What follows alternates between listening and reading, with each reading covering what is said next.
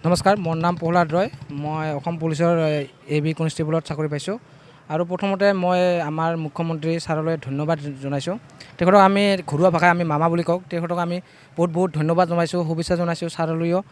আৰু ভাল লাগিছে আমি আজি মানে নিকাভাৱে আমি যিটো মানে 1 টকা নিদিয়াকৈ চাকৰি পাইছোঁ, সেই আৰু ধন্যবাদ জনাইছোঁ এইটো। আৰু যিবিলাক মানে ভাই বন্ধুসকলে চাকৰি পোৱা নাই বা অলপ নাম্বাৰৰ কাৰণে আটকা খাই আছে, তেওঁলোকক মনটো ভাঙি যাব নালাগে। আৰু দি আছে মামা, আপোনালোকে সকলোৱে কষ্ট কৰক। কষ্ট কৰিলে এদিন হ'লে এদিন আপোনালোকে সফল হ'ব। ময়ো ঠিক তেনেদৰে বহুত দিনৰ পৰা কষ্ট কৰিছোঁ। আজি প্ৰায় মই বহুত ইণ্টাৰভিউ দিছোঁ। প্ৰায় আজি মই 35টামান প্ৰায় ইণ্টাৰভিউ দিছোঁ। মানে অসম পুলিচৰ প্ৰায় একদম কামাণ্ডো CSF BSF আৰ্মি চব দিছোঁ, পাছ কৰিছোঁ। অলপ কিবাৰ কাৰণে মই পোৱা নাই। আৰু এইটো এনেকৈ ঠেকা খাই আজি বহুত বছৰৰ পিছত আজি মানে কষ্টৰ ফলটো পাইছোঁ। ভাল লাগছে বহুত। আপোনালোকেও কষ্ট কৰক, পাব।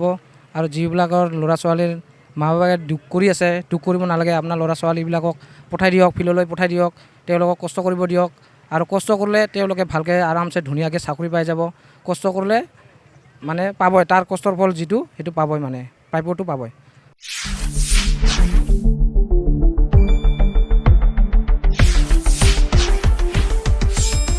শুদ্ধ আৰু বিস্তৃত বাতৰিৰ বাবে চাই থাকক নিউজ ডেস্ক ৰিপৰ্ট।